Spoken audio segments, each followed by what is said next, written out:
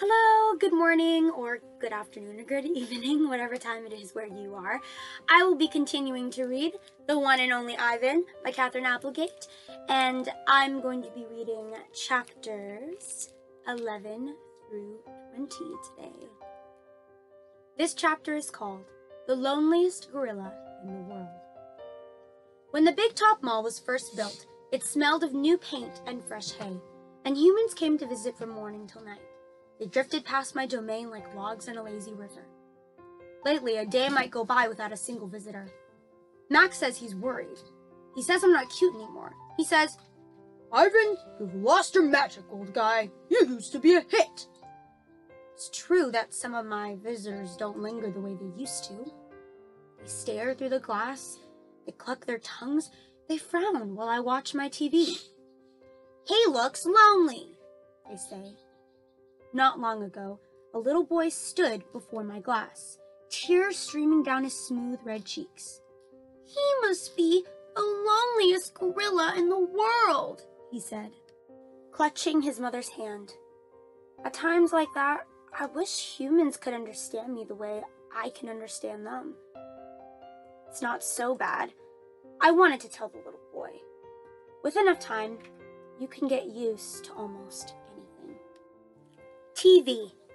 My visitors are often surprised when they see the TV Mac put in my domain. They seem to find it odd, the sight of a gorilla staring at tiny humans in a box. Sometimes I wonder, though, isn't the way they stare at me sitting in my tiny box just as strange? My TV is old. It doesn't always work, and sometimes days will go by before anyone remembers to turn it on. I'll watch anything, but I'm particularly fond of cartoons. With their bright jungle colors, I especially enjoy it when someone slips on a banana peel. Bob, my dog friend, loves TV almost as much as I do. He prefers to watch professional bowling and cat food commercials. Bob and I have seen many romance movies too.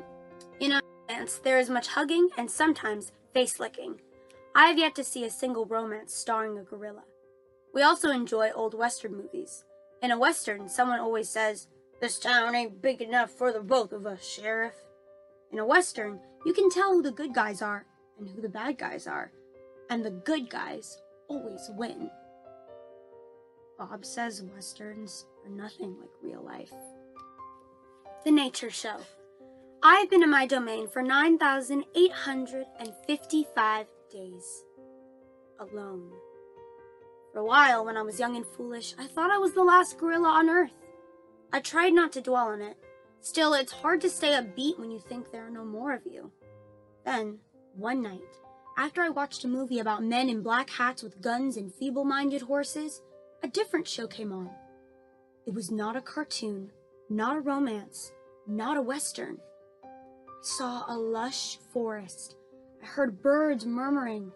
The grass moved. The trees rustled. Then I saw him. He was a bit threadbare and scrawny, and not as good-looking as I am, to be honest, but sure enough, he was a gorilla. As suddenly as he'd appeared, the gorilla vanished, and in his place was a scruffy white animal called, I learned, a polar bear, and then a chubby water creature called a manatee, and then another animal and another. All night I sat wondering about the gorilla I'd glimpsed. Where did he live? Would he ever come to visit? If there was a he somewhere, could there be a she as well? Or was it just the two of us? And all the world trapped in our own separate boxes. Stella. Stella says she is sure I will see another real, live gorilla someday, and I believe her because she is even older than I am, and has eyes like black stars, and knows more than I will ever know. Stella is a mountain. Next to her, I am a rock, and Bob is a grain of sand. Every night, when the stores close and the moon washes the world with milky light, Stella and I talk. We don't have much in common, but we have enough. We are huge and alone, and we both love yogurt raisins. Sometimes, Stella tells stories of her childhood, of leafy canopies hidden by mist and the busy songs of flowing water. Unlike me, she recalls every detail of her past. Stella loves the moon with its untroubled smile. I love the feel of sun on my belly. She says, "It is quite a belly, my friend." And I say, "Thank you, and so is yours." We talk, but not too much. Elephants, like gorillas, do not waste words. Stella used to perform in a large and famous circus, and she still does some of those tricks for our show. During one stunt, Stella stands on her hind legs while Snickers jumps on her head. It's hard to stand on your hind legs when you weigh more than 40 men. If you are a circus elephant and you stand on your hind legs while a dog jumps on your head, you get a treat. If you do not, the claw stick comes swinging. Elephant hide is thick as bark on an ancient tree, but a claw stick can pierce it like a leaf. Once Stella saw a trainer hit a bull elephant with a claw stick. A bull is like a silverback, noble, contained, calm like a cobra is calm. When the claw stick caught in the bull's flesh, he tossed the trainer into the air with his tusk. The man flew, Stella said, like an ugly bird. She never saw the bull again. Stella's trunk. Stella's trunk is a miracle. She can pick up a single peanut with elegant precision, tickle a passing mouse, tap the shoulder of a dozing keeper. Her trunk is remarkable, but still it can't unlatch the door of her tumble-down domain. Circling Stella's legs are long ago scars from the chains she wore as a youth, or bracelets, she calls them. When she worked at the famous circus, Stella had to balance on a pedestal for her most difficult trick. One day, she fell off and injured her foot. When she went lame and lagged behind the other elephants, the circus sold her to Mac. Stella's foot never heals completely. She limps when she walks, and sometimes her foot gets infected when she stands in one place for too long.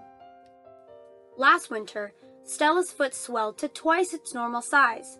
She had a fever, and she lay on the damp, cold floor of her domain for 5 days. They were very long days. Even now, I'm not sure she's completely better. She never complains, though, so it's hard to know. At the Big Top Mall, no one bothers with iron shackles. A bristly rope tied to a bolt in the floor is all that's required. "They think I'm too old to cause trouble," Stella says. "Old age," she says, "is a powerful disguise."